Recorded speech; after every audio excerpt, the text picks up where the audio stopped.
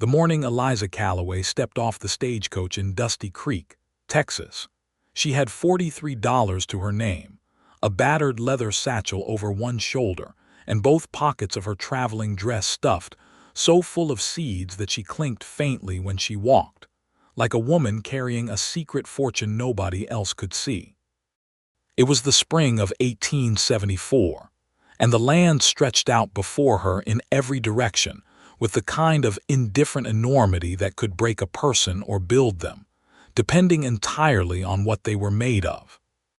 The town of Dusty Creek was exactly what its name promised, a collection of sun-bleached wooden storefronts, a saloon with a crooked sign, a livery stable that smelled powerfully of horse and hay, and a post office barely larger than a closet.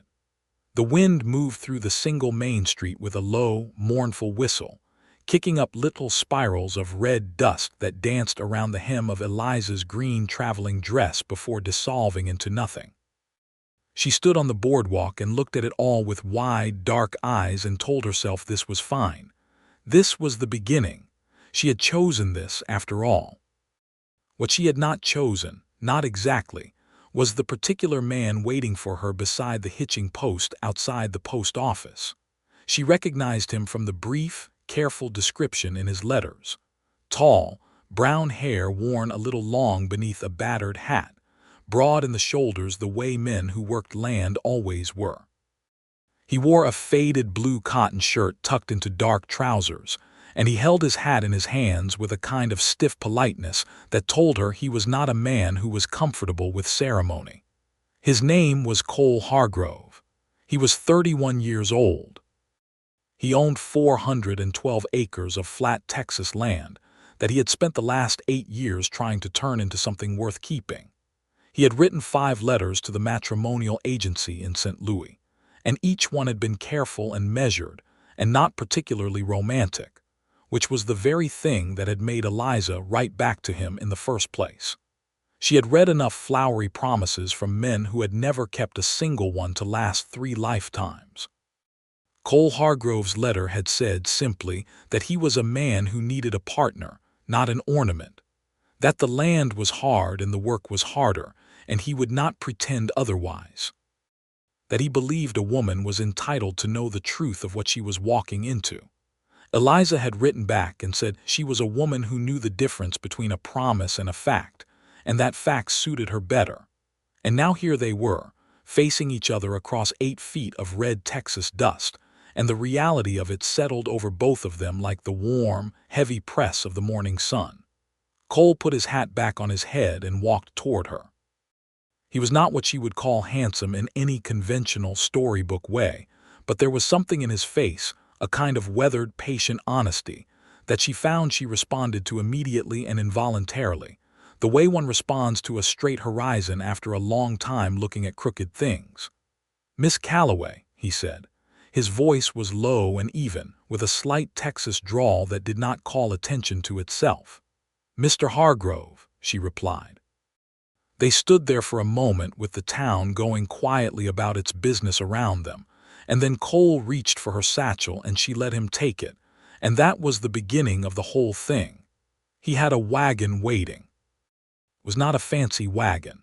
It was solid and practical, built for work, with a bench seat worn smooth by years of use. He loaded her bag into the back without ceremony and helped her up with one large, calloused hand, which he released the moment she was settled, and she found herself oddly grateful for the lack of lingering. They drove out of Dusty Creek in silence that lasted perhaps 10 minutes before Cole said, without taking his eyes from the road, "You traveled far." "From Missouri," she said. "By train to San Antonio, then stagecoach. Long way for a woman alone." "I'm not easily frightened," she said, which was not entirely true, but was true enough for the moment. He glanced at her sideways from under the brim of his hat. "I can see that." The land opened up around them as they moved away from town, and Eliza pressed her hands together in her lap over the shape of the seed packets in her pockets, feeling their familiar weight, their familiar promise. She had been carrying seeds for as long as she could remember, her mother's habit, passed down with the same quiet insistence as a surname. Her mother had been the daughter of a horticulturalist in Philadelphia, had married a Missouri farmer for love, and then spent 20 years making something beautiful out of plain, grudging earth. When she died, the thing she left Eliza that mattered most was not the small amount of money or the old quilt or even the Bible with the pressed flowers inside it. It was the knowledge of seeds. "I should tell you something," Eliza said. Cole said, "All right." "I brought seeds with me, quite a few of them." She reached into her right pocket and pulled out a small paper packet, folded and labeled in her own careful hand. "Tomatoes.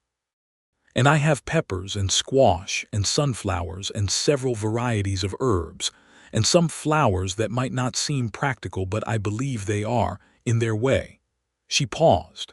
"And a particular variety of drought-tolerant corn that a botanist sent Louis gave me before I left. He said it would grow in soil that had given up on everything else."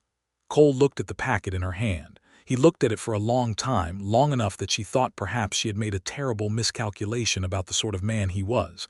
Then he said, "My mother tried a kitchen garden once, lost everything in August." "What did she grow?" "Regular corn, some beans." "What kind of soil do you have?" He was quiet for a moment, as if the question surprised him. "Clay mostly, hard in summer, floods a little in spring if the rains are bad." "Clay can be worked," Eliza said. She put the seed packet back in her pocket with the calm certainty of someone who had already begun planning. "It holds moisture better than sandy soil if you prepare it correctly. I'll need to look at it." Cole was quiet for another stretch of road. Then he said, very quietly, and as if the admission cost him something, "No one's looked at that land and seen something to work with in a long time." Eliza turned to look at him, at the clean line of his jaw beneath the shadow of his hat brim, at the hands on the reins, careful, not tight. "Then perhaps," she said, "you've been needing me longer than you knew." He did not answer that. But she saw the corner of his mouth move, just barely, in something that was not quite a smile, but was clearly adjacent to one. The Hargrove land announced itself with a wooden gate that needed repainting, and a lane lined with struggling mesquite trees that had clearly tried and half succeeded at surviving. The house sat a quarter-mile in from the gate, 2 stories of weathered wood, a porch that ran the full length of the front, a chimney built from local stone. It was not beautiful in any way that a person would choose to paint a picture of it, but it was solid in the particular way of things that have endured weather and time without anyone particularly caring whether they survived or not. Eliza got down from the wagon before Cole could come around to help her. She stood in the yard, which was not a yard so much as an expanse of dry, packed earth with a few stubborn weeds asserting themselves along the fence line, and turned in a slow circle, looking at everything. She looked at the way the land sloped gently away to the south.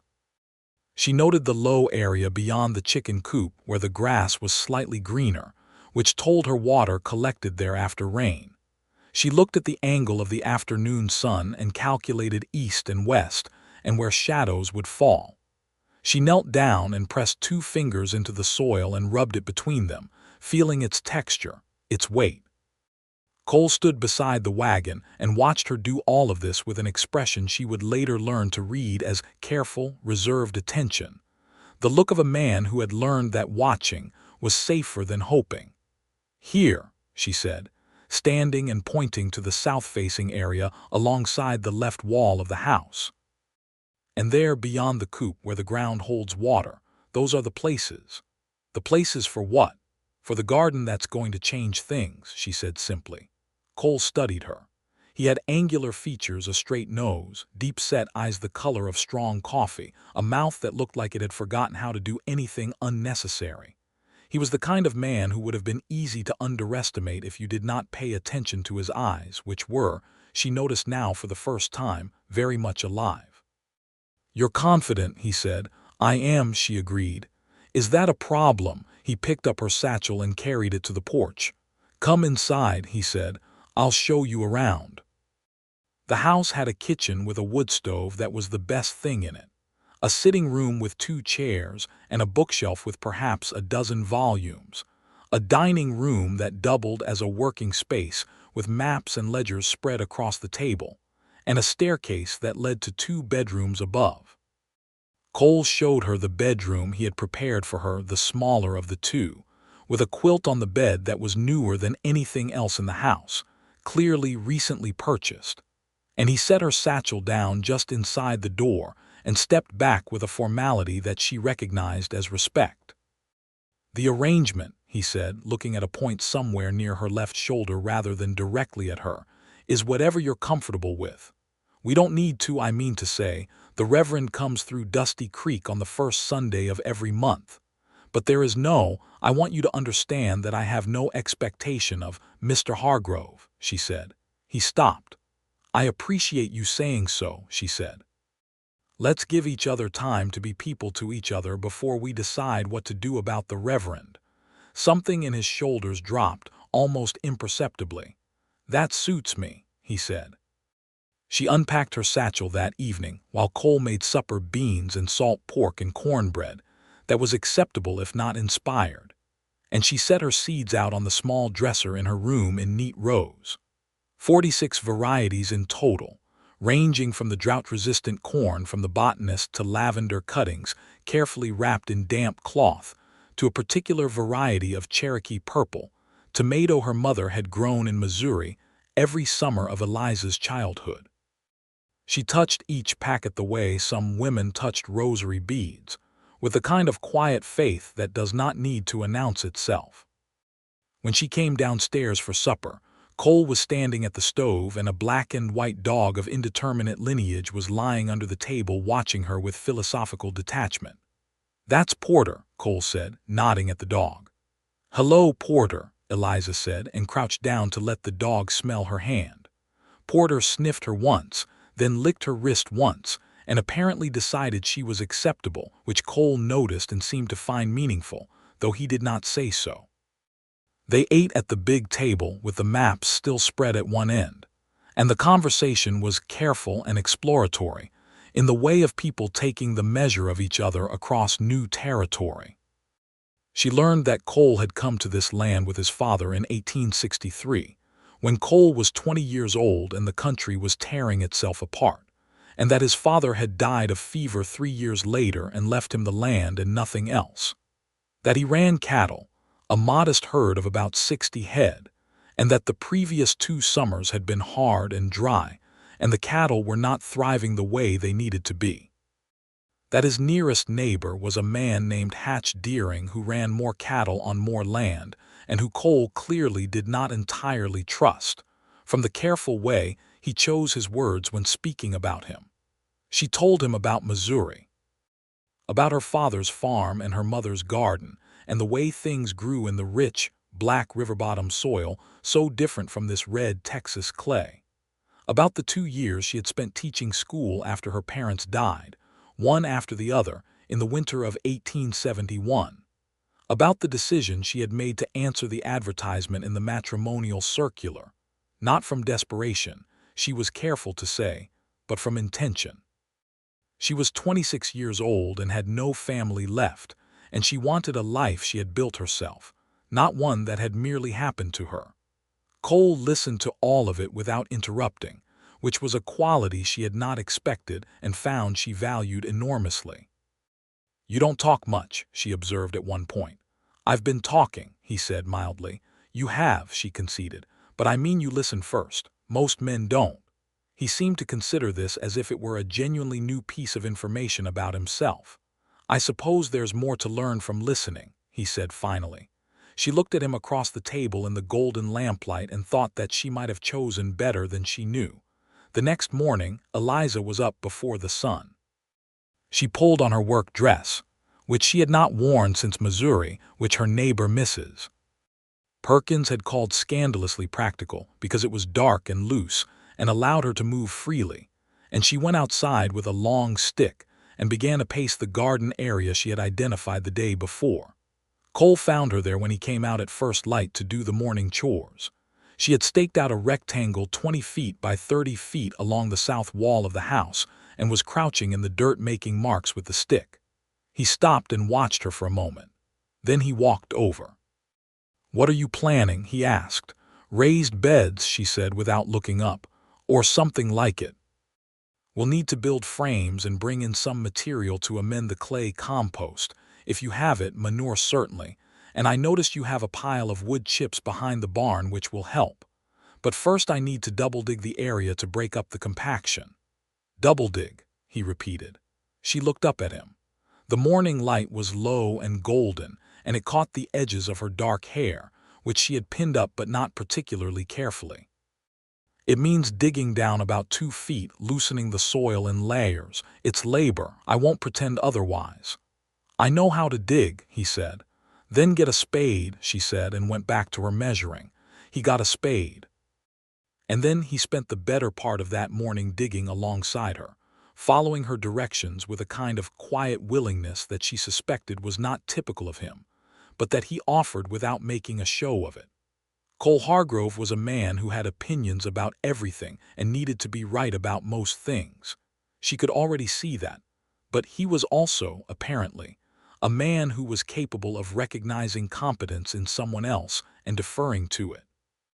This was not a combination she had encountered often in men of his type, and she found it more attractive than she was prepared to admit. By mid-morning her back ached and her hands were blistered and the first section of soil was broken and dark and ready. Cole brought water from the well without her asking, and they sat on the fence and drank from the same tin cup, and the silence between them had already shifted from the careful silence of strangers to something more comfortable, something with more air in it. You said this would change things, he said. I did. How?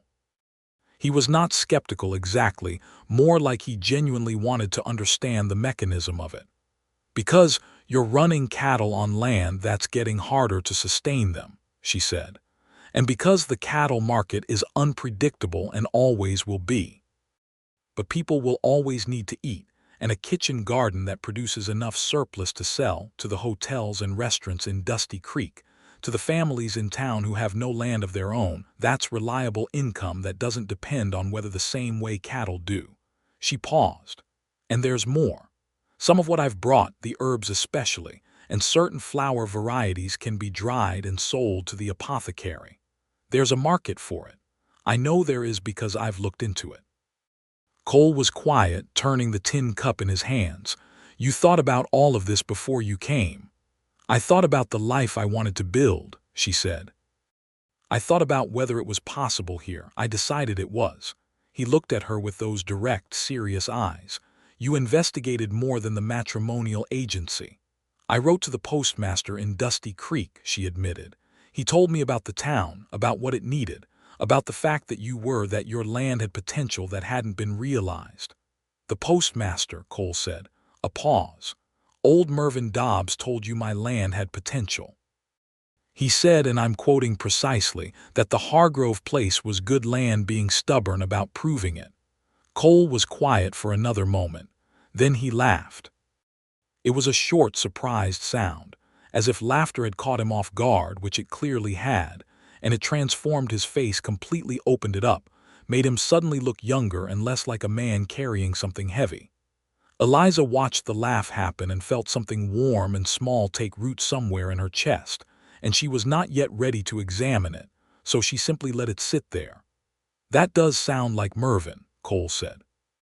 Over the following weeks, the garden became the center of everything. Eliza planted in careful succession, the fast-growing greens first, lettuces and radishes and spinach, because they would show results quickly, and Cole, she had already understood, was a man who needed to see evidence before he fully believed in a thing. Then the tomatoes and peppers and squash once the last frost had passed. The corn last, in the low area beyond the chicken coop where she had laid in a thick layer of compost and manure, and the woodchip mulch that Cole had hauled from behind the barn without being asked a second time. Cole's ranch hand, a young man of 22 named Tobias, who was half Mexican and half Creek Indian, and entirely his own person in a way that the world of 1874 did not always allow for, watched Eliza's activities with open fascination. Tobias had worked for Cole for 3 years, and was not a man who had much use for conventional expectations of any kind. He started helping Eliza in the garden in the afternoons after his ranch work was done, not because anyone asked him, but because he was curious, and because Eliza answered his questions without condescension, which was not something he encountered reliably from anyone. "This one," Tobias said one afternoon, crouching over a seedling Eliza had started in a tin can on the kitchen windowsill and then transplanted out. "What is it?" "That's the Cherokee purple tomato," Eliza said. "An old variety. The seeds were passed down through generations of the Cherokee people before some of them came to be more widely known. They make a tomato that's dark and rich and has a flavor nothing else compares to." Tobias looked at the plant with new interest. "And that corn?" "The special kind you planted by the coop. It was developed through generations of careful selection by indigenous farmers," Eliza said. "The botanist who gave it to me said it descended from corn varieties bred for exactly this kind of land, dry, difficult. People have been making things grow in hard places for a very long time." Tobias nodded slowly. He had a quiet way of absorbing information that reminded Eliza of Cole. She wondered if that was why the two of them worked well together. The trouble with Hatch Deering began in early June, when the first of Eliza's lettuces were coming in so thick and green, they made the rest of the yard look apologetic by comparison. Deering rode up the lane one afternoon on a horse considerably flashier than anything on the Hargrove property, with two of his men behind him, and the air of a man who expected the world to rearrange itself for his convenience. He was perhaps 45, heavy in the jaw, with a neatly trimmed mustache that he clearly considered distinguished, and that Eliza immediately considered untrustworthy for reasons she could not quite articulate. Cole came out of the barn when he heard hoofbeats and put himself between Deering and the house in a way that was not dramatic but was entirely deliberate. "Hargrove," Deering said, not getting down from his horse.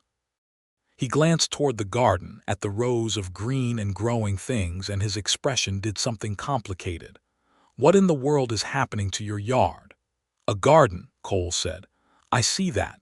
Deering looked at Eliza, who had come to stand near the porch rail with a hoe in her hands, not threateningly, just because she had been using it. "This the mail-order woman." "This is my," Cole began and then stopped, because they had not yet been to see the Reverend and he was not certain of the correct word, and the half-second of uncertainty was the most flustered Eliza had yet seen him. "Eliza Calloway," she said, filling the pause. "And you are?" "Hatch Deering. I run the Doubleday spread north of here." He looked at her with the specific brand of patronizing appraisal that men of his type reserved for women who did not know their place.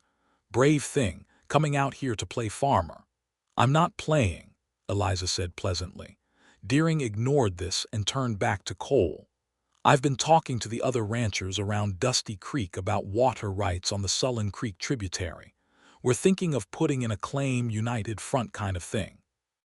It'd be good for everybody with cattle. The tributary feeds my south pasture," Cole said very calmly.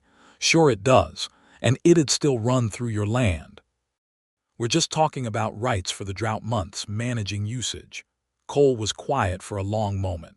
Eliza watched him think, watched the careful, patient way he worked through things before he spoke. "Send me the paperwork when you have it," Cole said. "I'll look it over." Deering smiled, which did not improve his face. "Good man." He glanced once more at the garden with something between dismissal and calculation.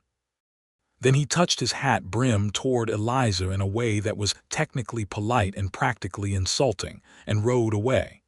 When the dust had settled, Cole stood looking at the gate for a moment. Then he turned to Eliza. "He's been trying to consolidate water rights in this county for 2 years, Cole said. "It would effectively give him control over when smaller ranchers can irrigate." "I gathered that from the way he said good for everybody," Eliza said. "In my experience, when someone tells you something will be good for everybody, they mean it will be good for them." Cole looked at her, and the edge of his mouth moved again in that almost smile that she had already started watching for, the way you watch for a specific star to appear in a sky that otherwise seems uniform. "Don't sign anything he sends," she said. "I wasn't planning to." "Good." That evening after supper, Cole sat at the big table with a ledger open in front of him, but he was not writing in it. He was looking at nothing, or at the middle distance that serves as a proxy for nothing when a man is worrying. Eliza poured 2 cups of coffee and set one at his elbow without asking if he wanted it. She sat down across from him with the other cup. "Tell me about the water," she said. He looked at the ledger. "The Sullen Creek tributary feeds the south pasture through 2 months of summer when the grass would otherwise die completely. Without it, I'd have to sell down the herd or feed them through on hay, and hay is expensive." A pause. "If Deering gets consolidated rights, he could legally restrict flow during the months I need it most.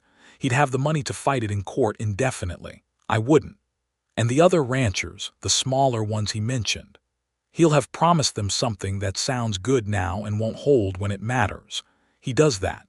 Cole closed the ledger, which was a way of acknowledging that the numbers in it were not the solution. "This land cost me everything, and it gives back about half of what it costs to run it most years. Last 2 summers were worse than most." Eliza wrapped both hands around her cup. "Cole," he looked at her. It was the first time she had used his given name naturally, without ceremony, and they both noticed it without commenting on it. "The garden is going to produce more than we need by August," she said. "Significantly more. I want to talk to you seriously about something I've been considering." He settled back in his chair and gave her his full attention, which was the thing she had come to understand was his way of showing that something mattered to him. "I want to formalize an arrangement with the hotel in Dusty Creek and with the Kellerman General Store to take produce on a regular basis," she said. "Fresh vegetables are scarce here. I know they're bringing them in by wagon from San Antonio at considerable expense. I've already spoken to Mrs. Kellerman when I went into town last week to mail a letter." "You spoke to Margaret Kellerman." "She was very interested," Eliza said. "She said she'd been telling her husband for years that someone ought to be growing properly out here instead of importing at such cost.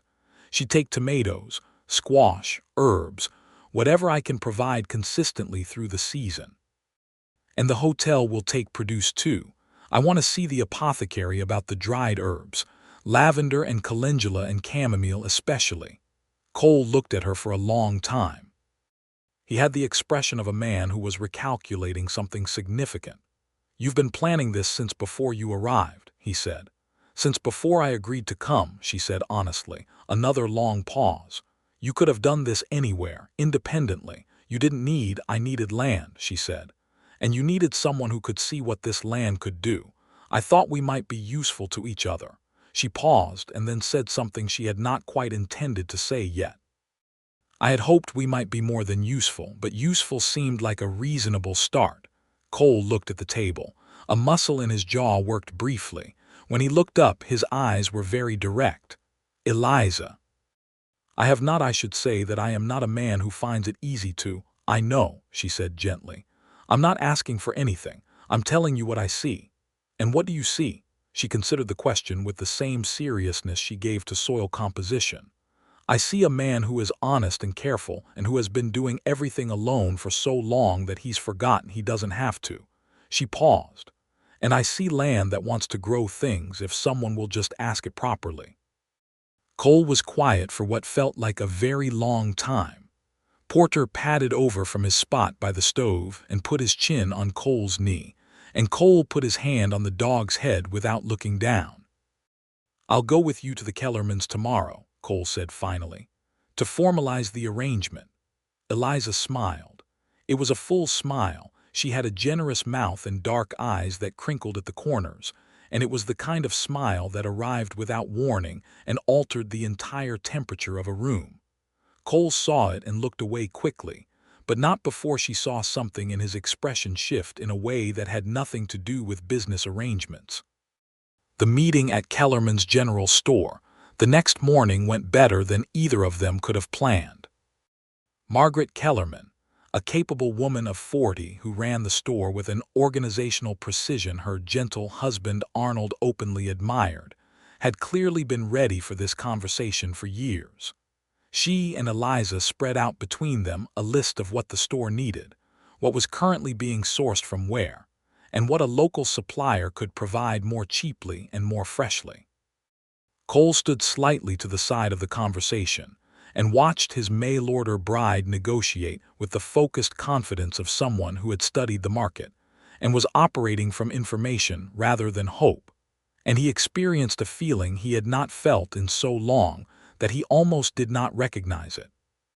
It was something close to wonder. The arrangement they reached was generous and practical in equal measure. Eliza would supply Kellerman's with an agreed minimum quantity of seasonal produce each week through the growing season, with a set price per weight that gave the Hargrove operation a meaningful and reliable income stream outside of the cattle market. The hotel arrangement, formalized 2 doors down with the proprietor, a cautious man named Ezra Webb, was slightly more modest but still significant. When they walked out of Dusty Creek that afternoon, Cole was quiet in the way that meant he was working something through internally. Eliza sat beside him on the wagon bench and watched the land open back up as they left town and waited. "I want to talk to you about the Reverend," Cole said finally. She looked at him. "The first Sunday of next month," he said, looking straight ahead between the horse's ears. "I think if you're willing, I think we should ask Reverend Aldous to come to the house rather than wait for the church service. It would be more private." "All right," Eliza said. A pause. "I want to be clear that I don't mean this as any kind of pressure or Cole," she said. "Yes, I'm willing," she said. "I said all right." He exhaled once quietly. "All right then." She looked at the profile of his face against the bright afternoon sky and thought that she was going to fall in love with this man. She was already falling. It was not the dizzy, breathless kind of falling she had read about in the novels she was not supposed to have read as a girl, not the lightning bolt variety that poets wrote about. It was more like a slow, steady, underground thing, the way roots grow, the way water works through stone, patient and inevitable and thorough. She pressed her hands together in her lap over the remaining seed packets she still carried, because old habits held, and she thought, "I planted myself in the right place." July came with its full, pressing heat, and the garden exploded. There was no other word for it. The tomatoes went up the frames Cole built her in a weekend. She had drawn him a sketch, and he had built them with the same quiet competence he brought to everything, and began to set fruit so heavily that Eliza had to keep checking and adjusting the ties. The squash sprawled with the confident enthusiasm of things that know they belong. The corn beyond the coop grew taller than Tobias, who was 5'10", and the ears that began to form were thick and healthy in a way that made Eliza press her hand against one and close her eyes briefly, not performing gratitude but actually feeling it. The herbs were the thing that surprised Cole most. She had planted them in a long border along the front of the house: rosemary, thyme, oregano, lavender, chamomile, calendula, mint. And by mid-July the border was so thick and fragrant that the front of the house smelled differently, smelled like something inhabited by intention, and the bees had discovered it and the garden hummed all day with their activity. "I had no idea," Cole said one evening, standing in the garden with the last of the daylight making everything warm and golden around them. "No idea of what?"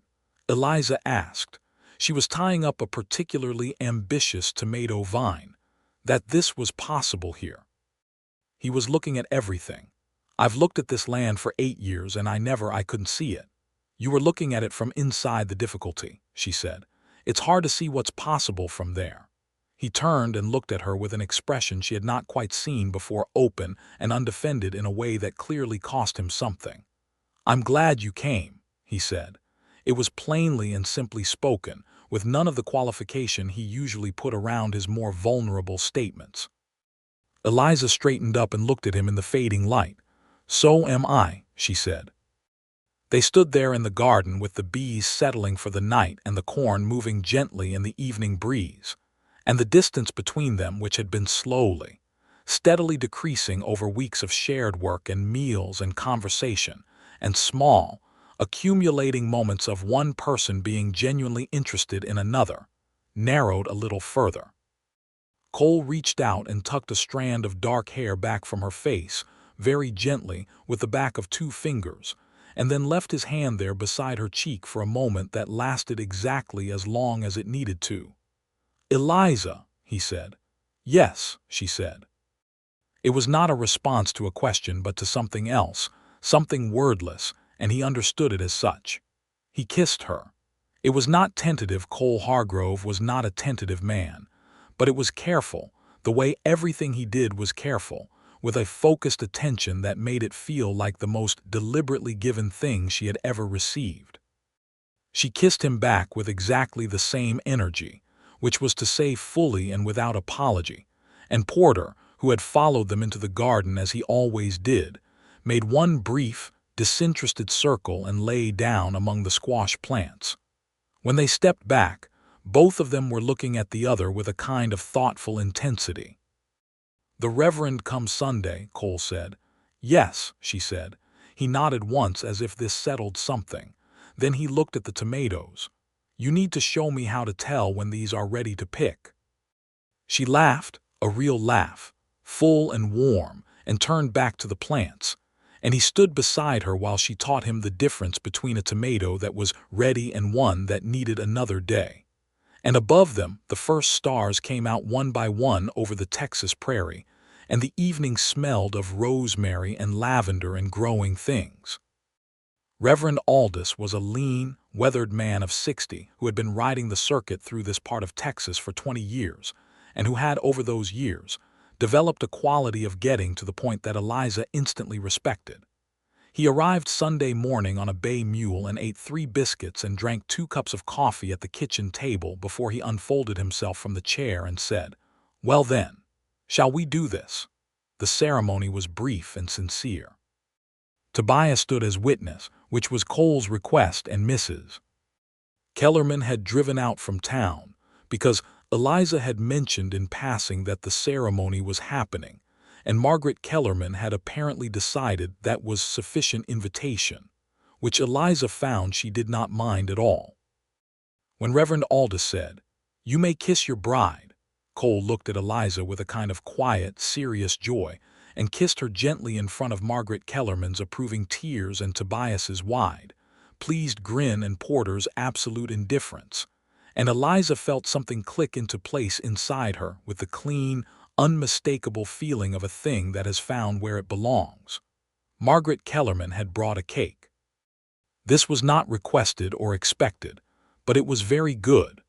The wedding night was private and theirs in the way that such things properly are, and it is enough to say that Cole's careful attention was exactly as thorough and genuine as everything else about him, and that Eliza woke the next morning with the particular contentment of a woman who has been, for the first time in a long time, truly seen. She lay in the early morning light of the larger bedroom, his bedroom, now theirs, and listened to Cole's steady breathing and the sounds of the ranch waking outside, and she looked at the ceiling and thought about everything her life was going to be, laid out before her in the same way the land had looked from the wagon that first morning, enormous, possible, and entirely worth the difficulty. Then she got up and went to check on the tomatoes. Cole found her in the garden when he came out 20 minutes later. He stood on the porch step and watched her move along the rows with that quick, purposeful stride, and something in his expression was new, softer somehow, while at the same time more certain. "Good morning," he called. She looked up from the plants. "The Cherokee purples are coming in," she said. "I need to take the first harvest into Kellerman's tomorrow." He descended the porch steps and crossed the yard to her. He kissed her once, briefly and without self-consciousness, standing there in the morning sun between the tomato vines, and she accepted it with exactly the same matter-of-fact warmth. "I'll hitch the wagon after breakfast," he said. "Thank you," she said, and went back to her harvest assessment. Cole stood and watched her for another moment with that new, softer certainty still arranged across his face. Then he went to start the coffee. August brought heat and harvest in equal, overwhelming measure. The Cherokee purples came in so thick that Eliza was filling the large harvest baskets every morning, and the squash was coming in so fast that she had begun setting extras aside to sell at what Tobias had taken to calling the wagon market, an informal arrangement. He had organized himself in the lot beside Kellerman's General Store on Saturday mornings, where 3 or 4 other local women also brought eggs and preserves and yard goods to sell. The first Saturday Eliza sent 2 baskets of tomatoes and a flat of squash. They sold out before noon. Mrs. Webb from the hotel asked me specifically to tell you she wants whatever you have of the herbs next week, Tobias reported when he came back. And old Doc Preether stopped by and asked about medicinal herbs. I said I'd ask. Tell Doc Preether I'll come see him, Eliza said. She was already thinking about expanding the herb border along the back fence. She was also thinking about the lavender, which had grown into a low hedge of extraordinary fragrance and was just beginning to bloom purple-gray in the August heat. Dried lavender, she knew, sold well in town to the women who used it for sachets and soap, and she had contacts through the botanist Incent. Louis, who had given her the corn seeds to sell dried herbs to apothecaries as far as San Antonio. The income coming in from the garden was not dramatic, but it was steady and real, and when Eliza laid it out for Cole at the end of August in figures on a piece of paper, he sat with it for a long time.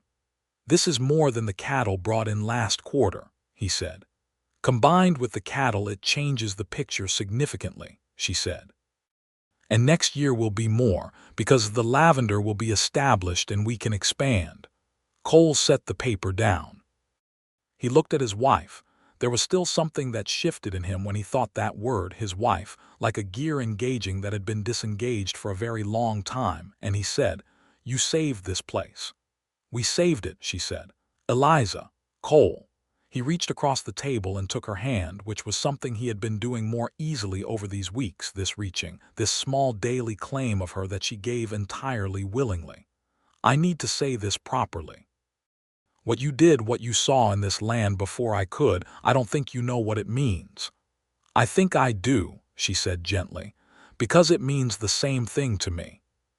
He turned her hand over and looked at it, the calluses from the garden work, the dirt still under 2 of her fingernails though she'd scrubbed them, the plain gold band on her finger. He pressed his thumb gently against her palm. "I love you," he said. It was said the way Cole Hargrove said everything that genuinely mattered to him, plainly, directly, without decoration but with the full weight of meaning behind it. Eliza felt it land in her like the first warm rain after a dry spell, immediate and necessary, and almost overwhelming in its relief. She had known it was coming, had felt it approaching the way you feel a change in weather before it arrives, but having it said aloud was still something entirely different from having anticipated it. "I love you too," she said. "I have been for some time." He looked at her. "How long?" she considered honestly. "Since the morning you came out with a spade without being asked a second time." A pause. Then that surprised, transforming laugh of his, the one that opened his face completely.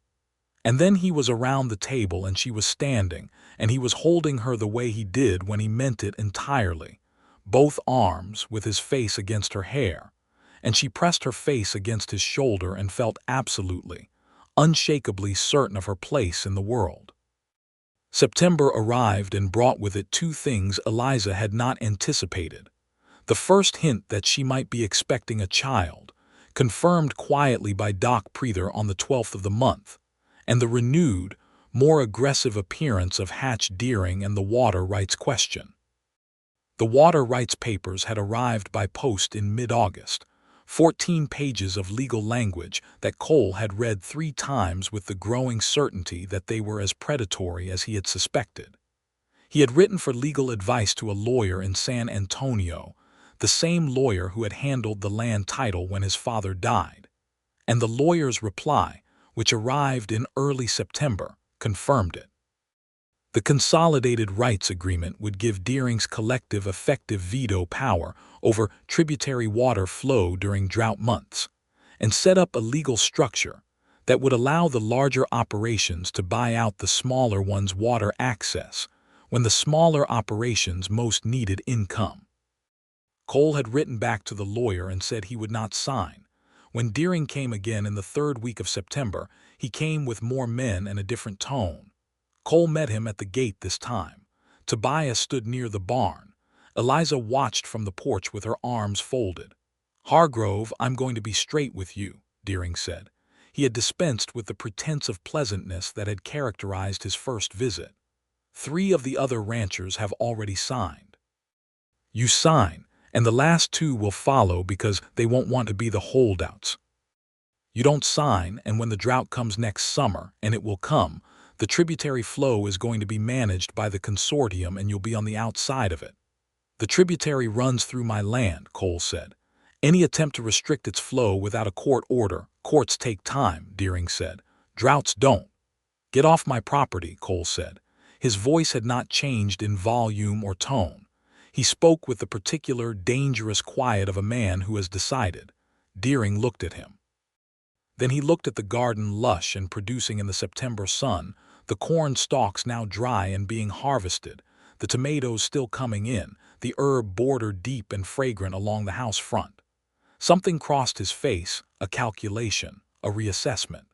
"Your woman's garden," he said, with a contempt so practiced it had clearly been deployed on many things over many years. "Pretty little hobby." "It brought in $40 last month," Cole said, which was not a figure Eliza had known he'd shared with anyone. "And it'll bring in more next summer. I don't need the water rights issue resolved the way you're suggesting, because I'm not running this place on cattle alone anymore." A pause. "And if I were you, I'd think carefully before I made an enemy of a man whose wife has the ear of every woman in the county who buys from Kellerman's." Deering stared at him. Then he looked at Eliza on the porch, who met his gaze with the calm steadiness of someone who genuinely does not need him to think well of her. Then Deering turned his horse and rode away without another word. Cole walked back to the house. Eliza came down the porch steps and put her hand on his arm. $40, she said. 43, he said. "You told him 40. "I didn't want to sound like I was bragging," he said, perfectly seriously, and Eliza pressed her face against his shoulder and laughed until the tension of the last 20 minutes dissolved completely. She told him about the baby that evening after supper, when the lamps were lit and Porter was asleep by the stove, and the night outside was deep and quiet and full of stars. She told him simply, watching his face. The expression that crossed Cole Hargrove's face when she told him they were expecting a child was the most unguarded she had ever seen him. It moved through him in visible waves: disbelief, then certainty, then something so large and full it seemed to require his whole face to contain it. He set down the cup he was holding and put both hands flat on the table as if he needed the steadiness of it. Then he looked at her. His eyes were bright in a way she had never seen before. "Eliza," he said, very quietly. "Yes," she said. He stood up and came to her, and held her with a tenderness so deliberate and so careful that she felt tears arrive without particular warning, which she allowed without embarrassment, pressing her face against his chest and listening to his heartbeat, which was rapid and strong. "I didn't know," he said against her hair. "I didn't know this was what was coming." "I told you," she murmured. "I said you didn't know what was coming." He laughed softly. "You meant the garden." "I meant everything," she said. They stood there for a long time in the warm kitchen with the lamps burning and the night pressing gently against the windows, and the whole future arranged itself quietly around them. The autumn of 1874 was, as Cole's records would later note with typical understatement, the most productive season the property has seen. Eliza's tomatoes and herbs and squash had created a reliable income stream. The dried lavender she had sent to the apothecary in San Antonio via the botanist's connection had resulted in an order for more the following spring. The Cherokee purple tomatoes had become something of a local sensation. Margaret Kellerman had started specifically labeling them on her counter, and 3 other families in the county had asked Eliza for seeds, which she gave willingly, because she understood instinctively that growing the local market was a rising tide. The corn beyond the chicken coop had produced an extraordinary yield from what had seemed like impossible soil, and Eliza had saved seed from the best ears with religious care, labeling them for the following year, and storing them in the cool of the root cellar that Cole and Tobias had dug out from beneath the house in November, when the ground had softened enough to work.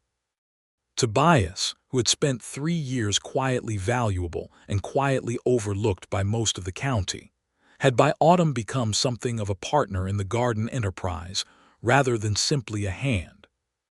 Cole had recognized this and offered him a formal arrangement, a percentage of the garden proceeds in exchange for his continued work. Tobias had looked at the offer for a moment and then said, with characteristic economy, "I'd also like to try growing some peppers from seeds my grandmother grew. She always said they were the best in 2 territories." "Bring them in the spring," Eliza said immediately. "We'll grow them together." Tobias looked at her with an expression that mixed gratitude and a kind of relief at being taken seriously, then nodded and went back to the root cellar work. Cole watched this exchange and said nothing, but filed it with the many other things he had come to understand about his wife, that she treated knowledge as something to be shared rather than hoarded, and people as something to be valued rather than categorized. It was one of the things he loved most about her. The winter of 1874 into 1875 was the most content period Cole Hargrove had ever spent on the land that had been alternately his burden and his purpose for 8 years. The work slowed to its winter pace. The cattle needed tending, but the garden was resting, and there was a quality to the days that he had not experienced before. The house had been quiet for so long, had been merely a place to sleep and eat between work, and now it was full in a way that was physical but also something more than physical. Eliza read to him in the evenings from the books on his shelf, which she supplemented with a small but steady supply of volumes acquired from the library cart that came through Dusty Creek once a month. She was reading aloud from a natural history of Texas plants one November evening when Cole, who had been listening with his eyes half closed in the chair, said abruptly, "Read that part again, about the native grasses." She looked up. "Why?" "Because there's something in it." He sat forward. "Something about the south pasture, the area that doesn't hold grass well.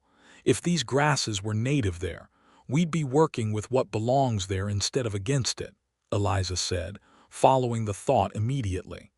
"And native grasses would survive the dry months better than the standard pasture mix. It would reduce the hay expense."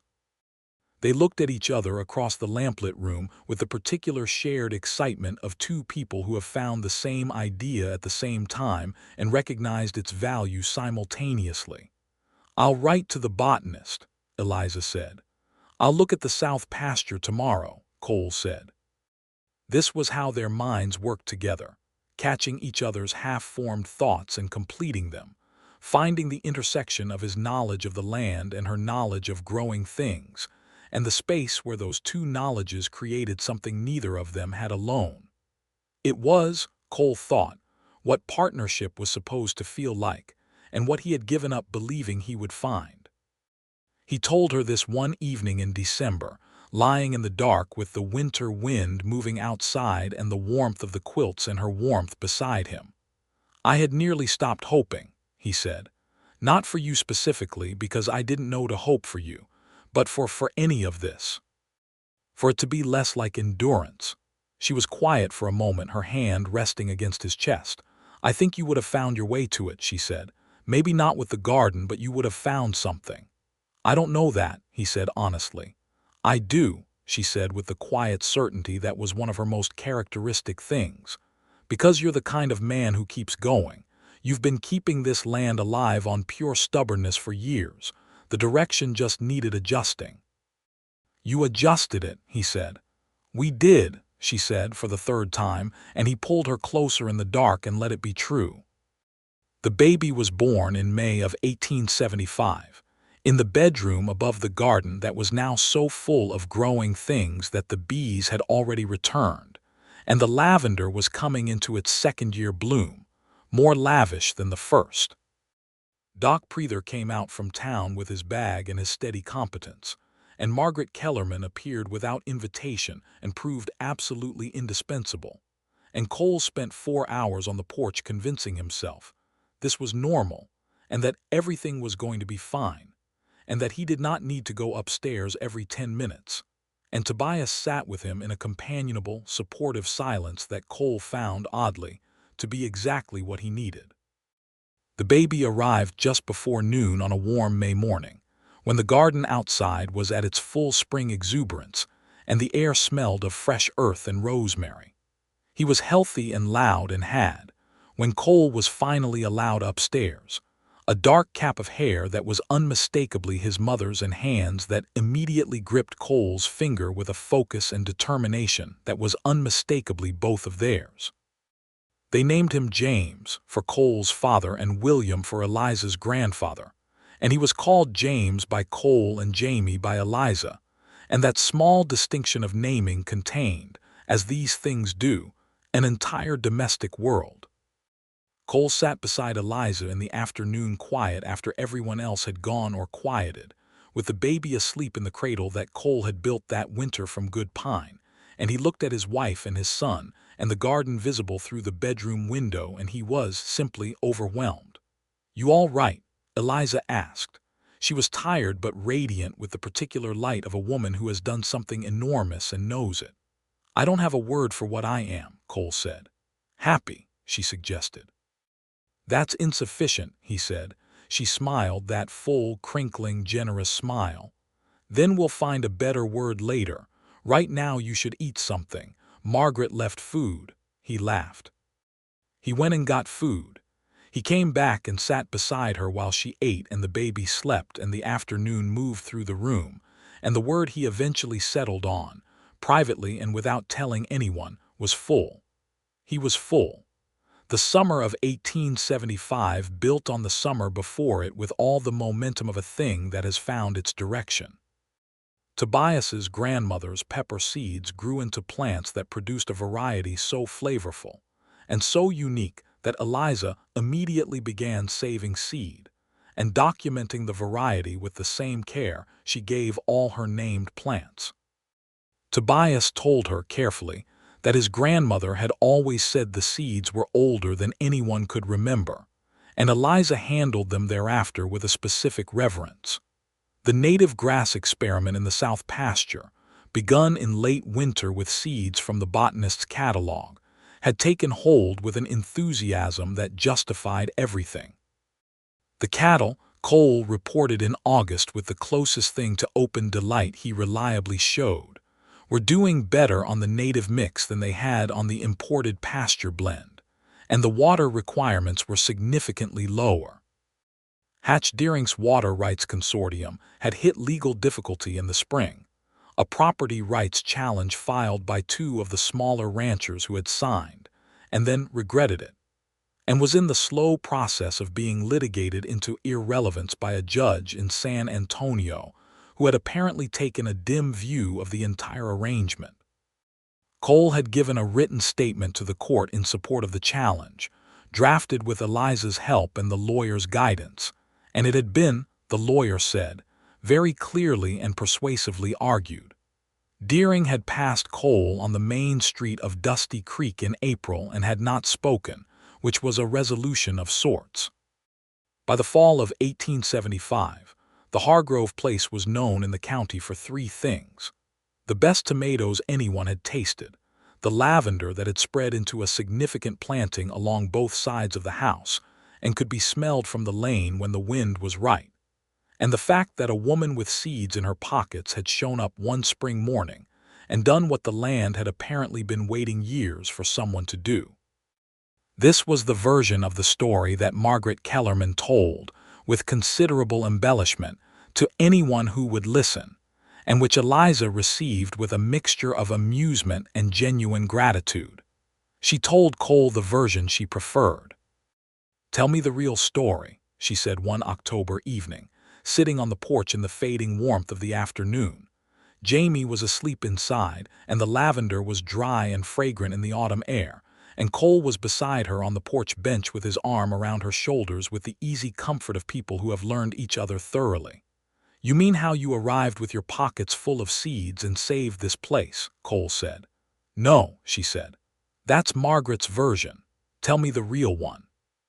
He was quiet for a moment, looking at the lane, at the mesquite trees that had been struggling when she arrived and were now noticeably healthier, because she had figured out they needed better drainage and fixed it. At the garden, which had been put to bed for winter but still showed its bones, the frames, the carefully marked rows, the herb border waiting to come back. "The real version," he said, "is that two people with a great deal of stubbornness and some overlapping knowledge found each other and made something worth having." He paused, "and that the land knew before either of us did."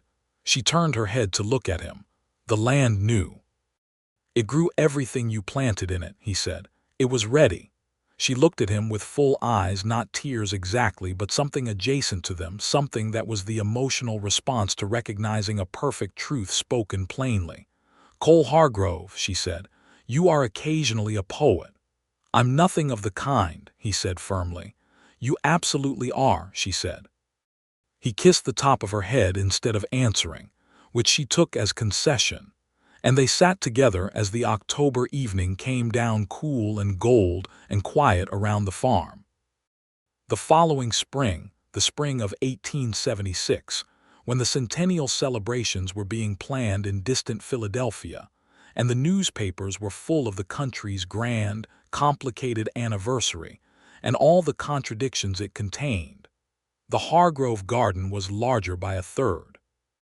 Eliza had spent the winter planning with the focused intensity of a general, mapping out the expansion on paper, calculating which varieties to add, which to discontinue, which to grow more of based on 2 years of sales data that she kept in a small ledger she had set up specifically for the garden's accounts.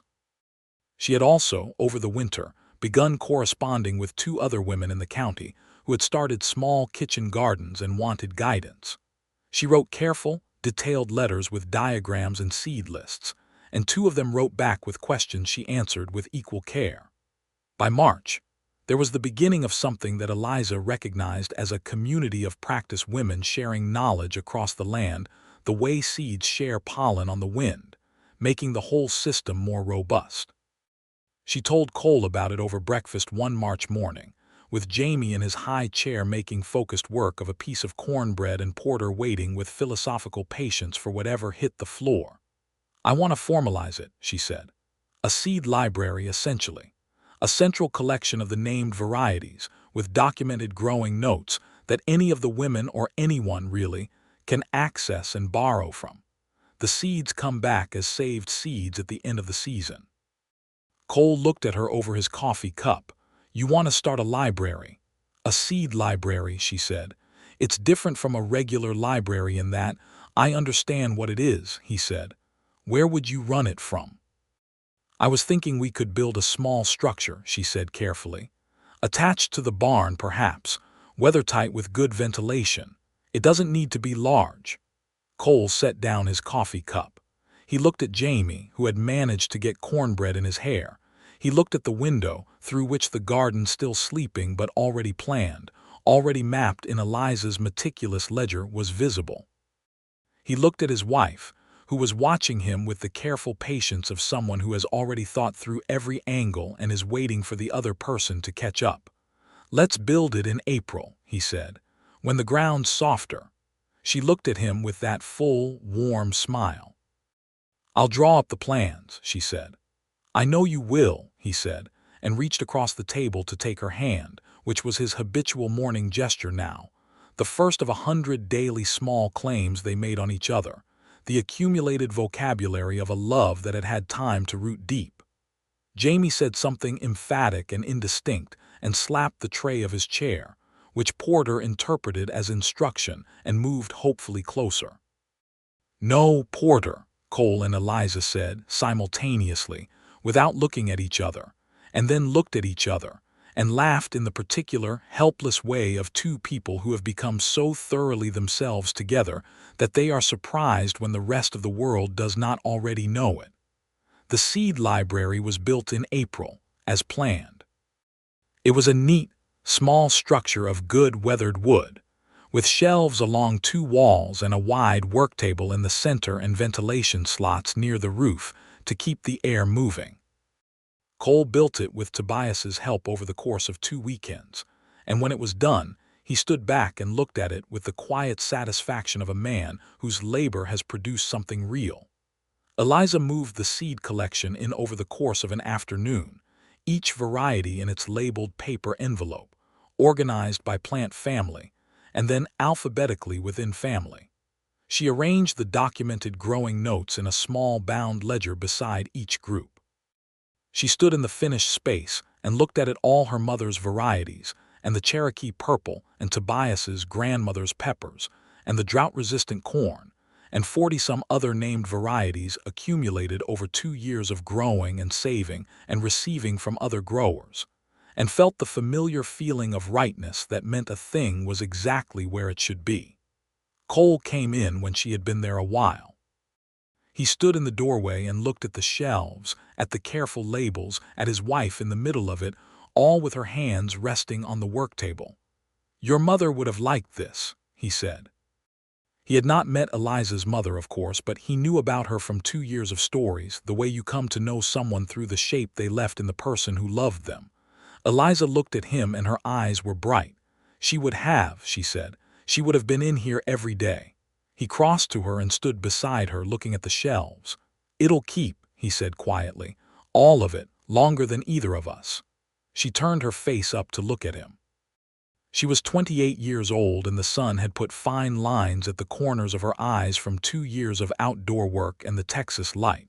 And she was, Cole thought, the most beautiful thing he had ever looked at, in the specific way that things that are true are beautiful.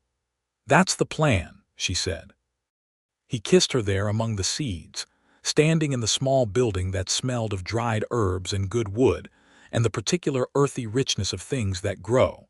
And she wrapped both arms around him and held on. And outside the spring of 1876 was conducting itself with full, urgent enthusiasm. The garden waking up, the lavender leafing out, the first bees of the season working the early bloomers, Tobias somewhere beyond the barn singing to himself in that low, tuneless way he had when he was happy. By the summer of 1876, the seed library was in active use. Women came from 3 counties away. Eliza held what she called, with characteristic practicality and no ceremony whatsoever, a growing morning on the first Saturday of each month, a gathering at the seed library where growers could bring seeds, share growing knowledge, and access the collection. It was not a formal organization. It was not named. It was simply a place where women who grew things could be in a room together with other women who grew things, which turned out to be exactly what many of them had been needing. Margaret Kellerman came every month and brought fig preserves and extremely good intelligence about what the town market needed most. Tobias came and contributed seeds and the knowledge that went with them, and was received by most of the women with the respectful seriousness he deserved, which he received with a dignified gratitude that Cole, who occasionally found reason to be near the barn on growing mornings, observed with the quiet satisfaction of someone whose house has become a place of good things. In August of that year, Eliza told Cole she was expecting again. This time she told him over the garden fence on a Monday morning while they were both working, because that was the kind of marriage they had won where the most important things were said in ordinary moments, which was where they lived most of their life. Cole stopped what he was doing and looked at her. "Good," he said. This single word from Cole Hargrove contained approximately everything. "Good," she agreed, and went back to tying up the tomatoes. The second child was a girl, born in the spring of 1877. They named her Clara Rose Clara for Eliza's mother. Rose because Eliza had planted a small rose garden along the back fence that previous autumn. the first purely ornamental thing she had added to the property, because Cole had told her, one evening in late summer, that if anything in the world deserved beauty for its own sake, it was the land they had made together. Clara was born with Cole's dark eyes and Eliza's particular focused quality of attention, and she arrived in the world looking at everything with a serious, inquiring expression that both her parents recognized immediately and found hilarious. Jamie, who was now 2 years old and extremely definite about the world, observed his new sister with the philosophical detachment of someone who has decided to reserve judgment, and then, within approximately 3 days, made it clear that she was his, and that anyone who thought otherwise was incorrect. The Hargrove family settled into itself with the unhurried confidence of something that has found its right form. Cole rebuilt the porch that autumn, widened it and added 2 more chairs, because the evenings had become a family habit, sitting out as the day cooled, with Jamie running the yard until his legs gave out, and Clara in Eliza's arms watching the stars come up over the Texas prairie. Sometimes Tobias joined them. Sometimes Margaret Kellerman, who had by now assigned herself the role of honorary family member with such conviction that none of them thought to question it. The water rights case was settled decisively in the county's favor in late 1877, with the judge ruling that the consortium agreement was in violation of existing property law.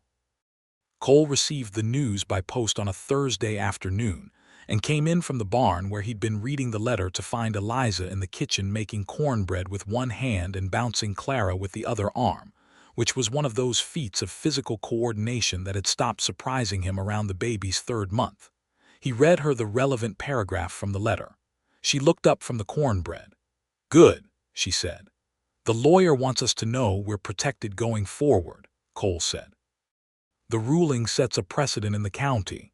Then other small ranchers are protected too," Eliza said. "Yes." She was quiet for a moment, stirring the cornbread batter with Clara on her arm, and then she said, "Write and thank the lawyer, and write to the 2 ranchers who filed the challenge. They're the reason it was challenged at all." Cole looked at her. "You want me to thank them?" "They took a risk," she said simply. "That deserves to be acknowledged." Cole wrote the letters that evening. He told Eliza, later, that he had been bad at acknowledging things before she came, and she told him he had been getting better steadily, and he accepted this assessment as accurate and didn't argue with it, which was itself evidence of how much he had changed. By the end of 1877, the Hargrove place had become something that neither Cole nor Eliza had specifically planned, but both of them, looking at it now, recognized as the thing they had been working toward. The land was productive and beautiful in a way that was not accidental but was also not strained. It had the beauty of things that are in their right relationship, each part supporting the others. The cattle herd was modest but healthy on the native grasses. The garden occupied fully a 1/4 acre now, in organized, productive sections that moved through the seasons in carefully planned succession.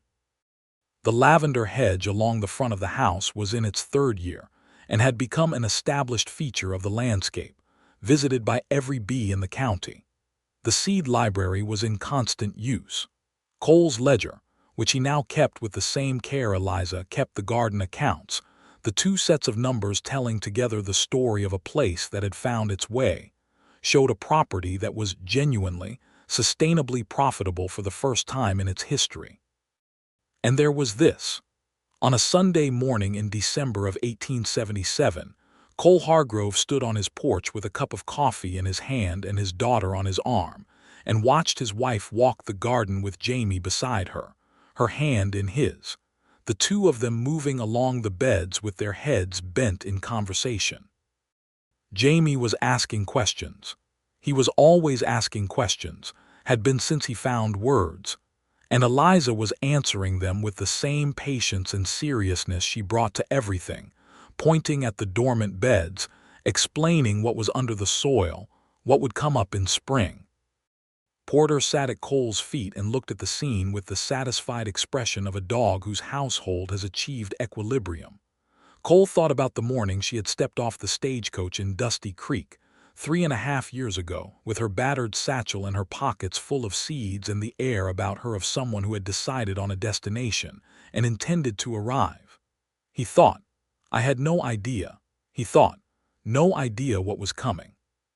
He thought in the specific, inadequate language of a man who feels more than he can say, everything. He was still standing there, thinking this, when Eliza looked up from the garden and saw him on the porch. She raised a hand in greeting, that gesture so ordinary and so entirely hers. Jamie looked up too and waved both arms with the full-body commitment of a 3-year-old. Cole lifted his coffee cup in return. Then he went inside and refreshed his coffee and put Clara down in her cradle and came back out and went down to join them in the garden, because that was where they were, and where they were was where he wanted to be. Eliza looked up as he approached. Jamie wants to know if we can plant sunflowers in the spring, she said. Cole looked at his son, who was looking back at him with enormous, serious eyes. Sunflowers, he said. Big ones, Jamie said, as tall as Tobias. I've got seeds, Eliza said, without a trace of surprise, because of course she did. Cole crouched down beside his son and said, with great seriousness, we'd better find exactly the right spot then.